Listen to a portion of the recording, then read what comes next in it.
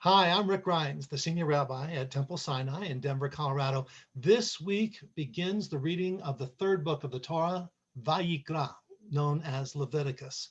The Leviticus gets a bad rap because people think, well, it's all about sacrifices. And if you look at it in a superficial way, it is about a lot of sacrifices. But let's look at that word as well.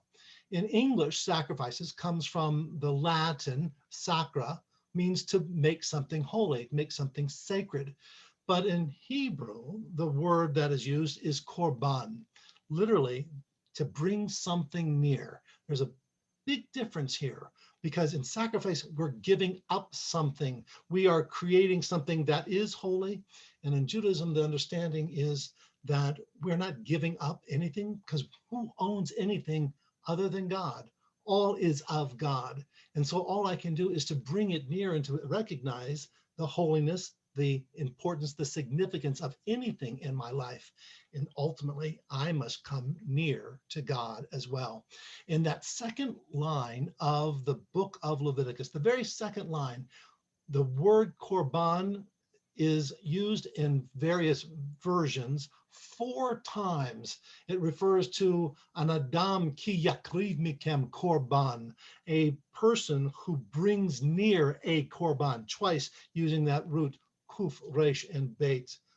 Yakriv and a korban. And then it concludes with takrivu korbanchem, that each of you collectively shall bring near your offerings. Now, the offerings are both the physical offerings as well as the avodah shebalev, the offering of the heart. But the idea is not to give up something, but rather to connect with something, specifically connecting with God. Now, the significance of all of this is that we are no longer at Mount Sinai as the book of Leviticus begins. We just concluded last week the book of Exodus, and the last word of the book of Exodus was Masechem, your journeys. We're going forth from Mount Sinai. That's a scary proposition. Mount Sinai was where we came together and became a people. We're a loose confederation of tribes and families that found its way to Mount Sinai. But it was there that we had a revelation, a giving of the Ten Commandments, beginning of the Torah. It was there that Moses and Aaron and Miriam had created for us a sense of people, that we are Bnei Yisrael, we're the children of Israel, a nation. And it was there that we felt this connection with this nearness to God at Mount Sinai, with all of the thunder and the lightning and all of the sense of sacredness that was all around us. We felt God's presence. But you can't spend the entirety of history at Mount Sinai. The story would have ended there. And God said, you have a mission. You can be a nation of priests, a nation that will make a difference in this world. So you got to get out of the middle of the wilderness, right? Go forward, go towards this promised land. And so we did. We moved forward out of Mount Sinai into the wilderness, into the unknown. Of course, we didn't know it was going to be 38 years in the wilderness, but that's a different story for weeks to come in our Torah readings.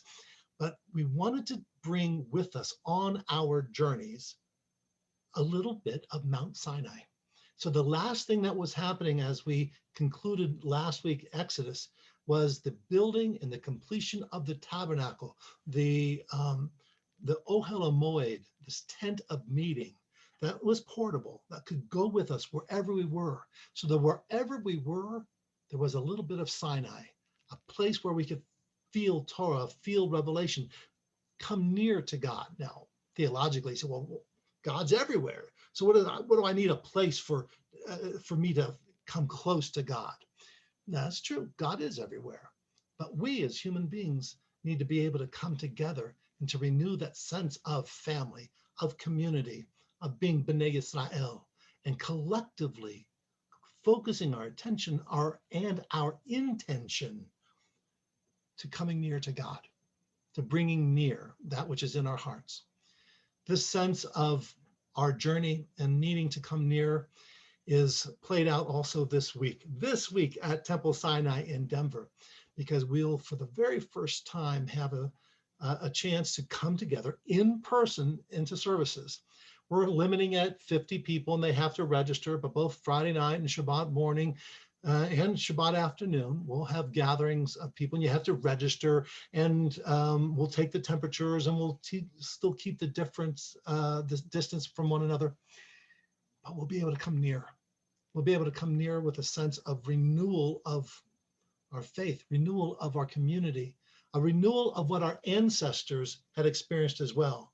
That though we once were in that safe environment at Mount Sinai and we've ventured forth on a journey, we can bring that with us and we can bring that closeness to God. We can find that Torah, we can find that family, we can find each other. So beginning on this Shabbat of Vayikra, come near, bring close. Yes, most of you are still going to be online. That's okay. And we'll continue to have services online. But when you can, think about this place that we have in our temple. Our friends, our clergy will welcome you, and let us all come near together. Shabbat Shalom.